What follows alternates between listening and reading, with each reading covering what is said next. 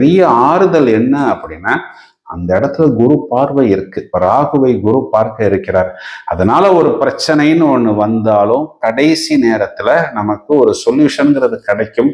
முடிந்தவரை பிரச்சனைகளை நாம் அவாய்டு செய்வது புத்திசாலித்தனம். 5ஆம் இடம் மதி மயங்கக்கூடிய இடம். அப்போ ஒரு புது லவ், மிடில் ஏஜ்ல இருக்கிறவங்களுக்கு ஒரு புது ஃப்ரெண்ட்ஷிப்பு, ஒரு புதிய உறவு முறை, அந்த உறவு முறையினால் பின்னாடி ஒரு சிக்கல், அதனால எனக்கு நிறைய பிரச்சனைகள், இதெல்லாம் நம்ம கவனமா இருக்கணும். அதுலயும் குறிப்பா வேற்று மதம், வேற்று இனம், வேற்று கலாச்சாரத்தை சேர்ந்த நபர்கள் உங்களை ஏதாவது ஒரு விஷயத்தில் ஆசை காட்டி ஏமாத்துவார்கள். ஏன்னா தூண்டி விடுறது தானே இந்த ராகுவுடைய வேலை.